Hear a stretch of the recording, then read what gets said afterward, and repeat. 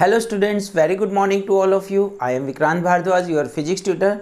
और next topic बेटा जो हम डिस्कस करेंगे दैट इज बायोट-सावर्ट लॉ। क्या डिस्कस करेंगे बेटा? Biot Savart law. Biot and Savart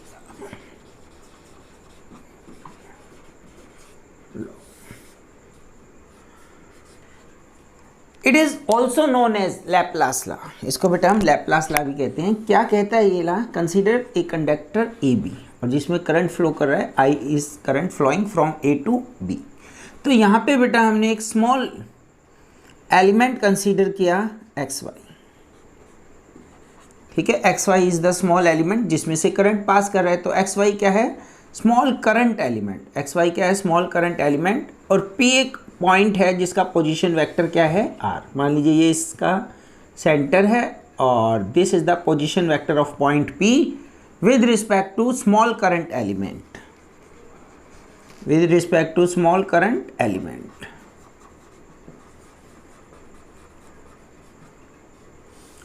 current element, it is represented by ideal and this is the vector quantity and this is the vector quantity। तो ये जो बेटा एक्चुअल में क्या है यहाँ पे डीएल लेंथ को जो हमने वेक्टर माना है, करंट तो स्केलर क्वांटिटी है और हमें इस आर्टिकल में एक वेक्टर क्वांटिटी की रिक्वायरमेंट थी। ठीक है, तो इसको हमने क्या कह दिया? आइडियल एक स्मॉल करंट एलिमेंट बना दिया। Let us consider theta is the angle which the position vector R make with current element. किसके साथ बनाता है? स्मॉल करंट एलिमेंट के साथ जो वेक्टर पोजीशन वेक्टर आर बनाता है, दैट एंगल इज थीटा। तो ये जो बायो एंड सावर्ट लॉ है, टी इसमें साइलेंट है बेटा, Biot and Savart law it is also known as Laplace law. क्या कहेंगे बेटा इसको हम? Laplace law. किसके बारे में बताता है बेटा? Magnetic field induction at a point. किसके बारे में बताता है? Magnetic field induction. Magnetic field induction, और भी दो नाम बताए थे मैंने लास्ट लेक्चर में। तो it tells us about magnetic field induction at a point due to whole wire. पूरी वायर या स्मॉल वायर की वजह से? स्मॉल वायर की वजह से। Due to small current element. Due to small current element. क्योंकि बेटा ये स्मॉल करंट एलिमेंट की वजह से इस पी पॉइंट पे मैग्नेटिक फील्ड के बारे में बताता है। तो जो मैग्नेटिक फील्ड इंडक्शन आएगी स्मॉल करंट एलिमेंट की वजह से, तो उसको हम डीबी से रिप्रेजेंट करेंगे। कैसी क्वांटिटी है? वेक्टर क्वांटिटी है। तो इसके जो वेक्टर फॉर्म में हमारे पास रिलेशन आता है that is mu naught upon 4 pi I DL cross r, I DL cross r upon r cube. This is the vector form. In vector form कैसे आया बेटा वो भी हम डिस्कस करेंगे। जस्ट आप एक बार देखिए क्या फॉर्मूला आपको याद रखना है। और अगर मैं स्केलर फॉर्म की बात करता हूं तो DL cross r, I DL cross r क्या हो जाएगा? I DL sine theta. ठीक है, तो डीवी क्या आ जाएगा बेटा यहाँ पे? Mu naught upon 4 pi I DL r sine theta. ठीक है, अपॉन आर क्यूब। आर से आर क्यूब कैंसिल, क्या रह गया? R square. ये जो फॉर्मूला आया है मैग्नीट्यूड फॉर्म में, mu naught upon 4 pi I DL sine theta upon r square, this formula is frequently use. पर ये जो फॉर्मूला है बेटा ये हमें मैग्नेटिक फील्ड की डायरेक्शन नहीं बताता। ये क्या बताता है? जस्ट इस पी पॉइंट पे कितना मैग्नेटिक फील्ड है small current element x Y की वजह से। ठीक है, और ये हमें कंप्लीट इंफॉर्मेशन देता है इन स्केलर फॉर्म। इन स्केलर फॉर्म। ठीक है बेटा, एक्सपेरिमेंटली किया। कैसे आया ये फॉर्मूला? तो जब हमने एक्सपेरिमेंटली किया तो हमें पता चला ये जो डीबी है स्मॉल मैग्नेटिक फील्ड है, क्या है? Directly proportional to I, directly proportional to DL, directly proportional to sine theta and inversely proportional to r square. ठीक है, एक्सपेरिमेंटली किया, करंट को बढ़ा के देखा, डीबी भी इंक्रीज हो रहा है, करंट को डिक्रीज किया, डीबी भी decrease. Simple terms in 4 factors के बिहाफ पे हमने क्या लिखा? DB is proportional to I DL sine theta upon r square. I DL sine theta upon r square और इस प्रोपोर्शनलिटी साइन को हटाने के लिए बेटा जो कांस्टेंट हम यूज करेंगे that is K, constant of proportionality I DL sine theta upon r square. ये जो के है बेटा कांस्टेंट ऑफ प्रोपोर्शनलिटी, इसके बारे में डिस्कस करते हैं। दिस के, इसकी जो वैल्यू है कांस्टेंट ऑफ प्रोपोर्शनलिटी के, इसकी वैल्यू किस पे डिपेंड करेगी? एक तो सिस्टम ऑफ यूनिट्स यूज, किस पे डिपेंड करेगी? वैल्यू ऑफ के depends upon first one system of units use, system of units use.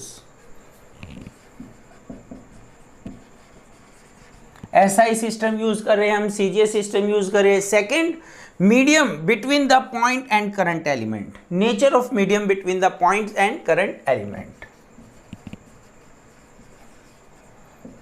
Nature of medium air है, वैक्यूम है, किसके बीच में बेटा? बिटवीन पॉइंट, जिस पॉइंट पे आपको मैग्नेटिक फील्ड निकालनी है और किसकी वजह से निकालनी है, एंड करंट एलिमेंट। अगर मैं बात करता हूं बेटा दो सिस्टम जो फ्रीक्वेंटली यूज होंगे, SI system and CGS system. SI system में जो के की वैल्यू है बेटा वो क्या है? K is equal to mu naught upon 4 pi. अब ये म्यू नॉट क्या है इसके बारे में भी डिस्कस करेंगे। और सीजीएस सिस्टम में के क्या है? 1।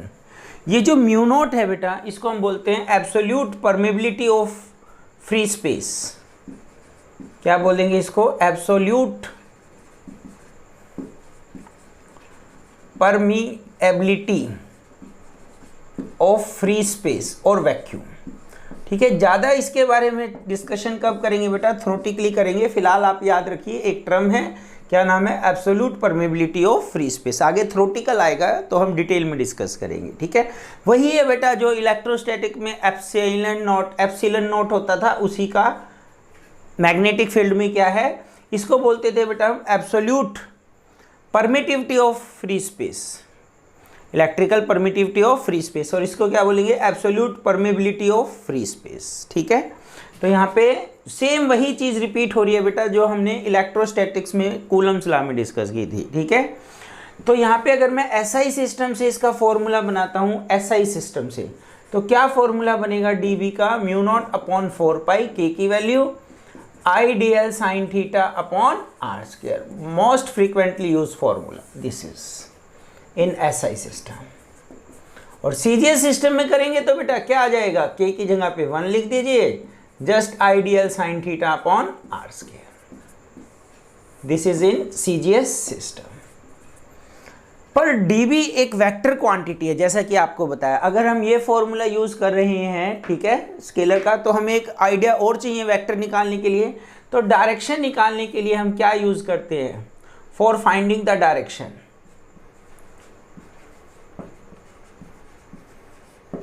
फॉर फाइंडिंग द डायरेक्शन, ये जो डीबी है इसकी डायरेक्शन हम कैसे फाइंड आउट करेंगे? तो जब भी बेटा क्रॉस प्रोडक्ट होता है, यहाँ पे आपको दिख रहा है I DL cross r, I DL cross r, ये जो स्टार्टिंग में मैंने आपको बताया। ठीक है, तो इसका मतलब क्या होता है? Cross product of two vectors के लिए हम क्या यूज करते हैं? या तो यूज करो आप screw rule, right hand screw rule.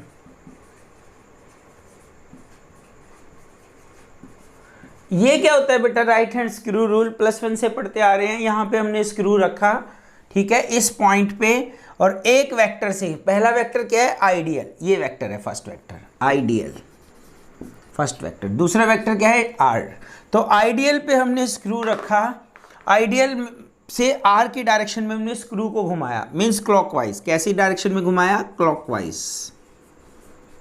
तो जब मैं क्लॉकवाइज किसी चीज़ को घुमाता हूँ, कई बच्चों ने तो स्क्रू ड्राइवर ही यूज़ नहीं किया होगा आज तक, तो पहले तो बेटा एक स्क्रू ड्राइवर लेके पेज को ओपन और क्लोज करके देखना और सेट कर लो माइंड में। जब भी हम उसको क्लॉकवाइज करते हैं तो ये स्क्रू आगे की डायरेक्शन में मूव करता है, इनवर्ट। कोई चीज़ टाइट होता है, नट आपका क्या होता है? बोल्ट आपका टाइट होता है, स्क्रू टाइट होता है, क्लॉकवाइज डायरेक्शन। तो ये जो मूवमेंट है, स्क्रू की जो मूवमेंट है, वो किसकी डायरेक्शन देगा? मैग्नेटिक फील्ड की डायरेक्शन देगा। दूसरी इंपॉर्टेंट बात, अगर आपकी डायरेक्शन इनवर्ड है तो उसको हम क्रॉस से रिप्रेजेंट करेंगे, इनवर्ड, इनवर्ड। अगर नोटबुक में बात कर रहे हैं तो वर्ड यूज करोगे बेटा डाउनवर्ड, डाउनवर्ड। और डॉट डॉट से क्या रिप्रेजेंट करेंगे? अब इसको मैं मान लो एंटी क्लॉकवाइज होता है ये सिस्टम, तो इसको मैं एंटी क्लॉकवाइज घुमा रहा हूं तो ये स्क्रू बाहर आएगा, तो ये मूवमेंट है आउटवर्ड। क्या मूवमेंट है? आउटवर्ड। और नोटबुक में बोलोगे आप अपवर्ड। तो ये आपको याद रखना, ये मूवमेंट है, ये मैग्नेटिक फील्ड की डायरेक्शन नहीं है, करंट की भी हो सकती है, किसी की भी हो सकती है। अगर कोई चीज़ अंदर जा रही है या नोटबुक के अंदर जा रही है, ठीक है, डाउनवर्ड बोल लो या इनवर्ड, तो क्रॉस से रिप्रेजेंट करेंगे। अगर बाहर आ रही है, बोर्ड के बाहर आ रही है, नोटबुक से अपवर्ड आ रही है, तो क्या यूज़ करोगे? डॉट। तो ये डायरेक्शन को शो करती है। चलिए फिर से आइए वहाँ पे, या तो हम इसको यूज़ करेंगे, थोड़ा सा कॉम्प्लिकेटेड है ये, राइट हैंड स्क्रू रूल। यहाँ पे हमने स्क्रू रखा जिस भी पॉइंट पे निकालना है, और उसको क्लॉकवाइज है तो क्लॉकवाइज घुमाया। कैसे घुमाया बेटा? क्लॉकवाइज घुमाया, तो ये अंदर जा रहा है। तो इस पॉइंट पे डायरेक्शन क्या है? इनवर्ड। तो डायरेक्शन क्या है मैग्नेटिक फील्ड की? इनवर्ड। इनवर्ड का अभी आपको बताया, क्रॉस से आप इसको शो करेंगे बेटा। एक और बहुत इंपॉर्टेंट या शॉर्टकट इजी सा मेथड है, that is right hand. Frequently use होता है बेटा right hand palm use rule. इसमें हम कौन से हैंड को यूज करेंगे? राइट हैंड को यूज करेंगे, ठीक है। और ये जो अपनी हथेली है, ठीक है, राइट हैंड को यूज किया। थंब को मैंने कहाँ पे रखा? In the direction of current. तो इस डायग्राम में कंसंट्रेट कीजिए, करंट इधर जा रहा है, करंट ये राइट हैंड और करंट की ये डायरेक्शन है, तो ये रखा यहाँ पे, और हाथ को मैं टर्न करूँगा। तो अगर पॉइंट P है, देखो P है, तो इसको मैं टर्न कर रहा हूँ, तो डायरेक्शन क्या है? P पॉइंट अंदर जा रहा है, अंदर जा रहे हैं ना, तो ये इनवर्ड। अगर P पॉइंट बेटा किसी डायग्राम में मैं इधर बना देता हूँ P पॉइंट, फिर से देखो right hand palm rule, current की डायरेक्शन ये अंदर गया, और इधर से देखोगे ये बाहर आया। बाहर आया मतलब आउटवर्ड। तो यहाँ पे डायरेक्शन क्या होगी? इस पॉइंट Q पे डायरेक्शन क्या होगी? आउटवर्ड होगी, और इस पे क्या होगी? इनवर्ड। ठीक है, किसी भी रूल से करो बेटा, किसी भी रूल से आप प्रैक्टिस करो, आंसर सेम आएगा।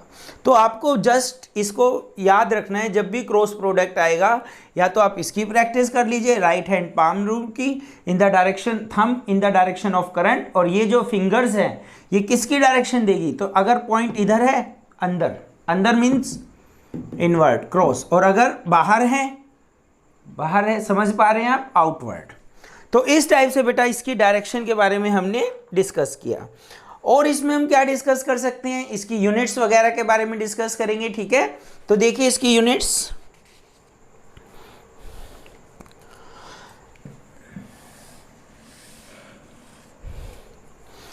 यहां पे अगर मैं बात करूं मैक्सिमम और मिनिमम कब होगी, ठीक है, मैक्सिमम dB की वैल्यू कब होगी बेटा? जब साइन थीटा क्या हो? 1। मीन्स dB मैक्सिमम कब होगा? इस पॉइंट पे मैग्नेटिक फील्ड मैक्सिमम कब होगी? जब इन दोनों के बीच में एंगल कितना हो? किसके बीच में? इन दोनों के बीच में एंगल कितना हो? 90 डिग्री हो। कितना हो? 90 डिग्री हो। Means when theta is equal to 90 degree. और मिनिमम कब होगी बेटा? जस्ट दो चीज़ आप याद रखिए, मिनिमम कब होगी dB? मिनिमम होगी जब ये थीटा कितना हो? 0। थीटा 0 होने का मतलब क्या है? पॉइंट आपका इसी लाइन पे कहीं एक्ट करेगा। फॉर एग्जांपल ये Z पॉइंट इधर आ गया, तो थीटा कितना है? आइडियल भी इधर और R भी इधर, थीटा कितना? 0। या मैं कहता हूँ पॉइंट इधर आ गया Z डैश, तो थीटा कितना है? आइडियल इधर और R इधर, 180 डिग्री। तो थीटा की वैल्यू कितनी होगी बेटा? या तो होगी 0 डिग्री या होगी 180 डिग्री। तो यहाँ पे फर्स्ट केस में मैग्नेटिक फील्ड मैक्सिमम, याद रखिए कब होगा मैक्सिमम? व्हेन परपेंडिकुलर होगा। पॉइंट क्या होगा? परपेंडिकुलर। और ये कब होगा बेटा? जब वो पॉइंट उसी लाइन पे एक्ट कर रहा है।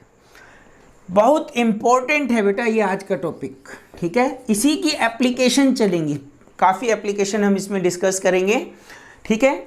चलिए ठीक है बेटा, आज के लिए इतना ही। क्या डिस्कस किया हमने? बायोट-सावर्ट लॉ क्या बताता है ये? किसी भी पॉइंट पर मैग्नेटिक फील्ड की, it states about the magnetic field induction at a point, किसकी वजह से? Due to small current element. Small current element के बारे में मैंने क्या बताया बेटा? ये एक वेक्टर क्वांटिटी है, तो वेक्टर है तो डायरेक्शन होगी, तो डायरेक्शन कौन सी है, जिस डायरेक्शन में करंट जा रहा है। एक्चुअली इस आर्टिकल के लिए हमें करंट की हमें डायरेक्शन की ज़रूरत थी, और करंट एक स्केलर क्वांटिटी है, इसलिए हमने इसको एनरोल किया। Thank you very much, have a nice day बेटा।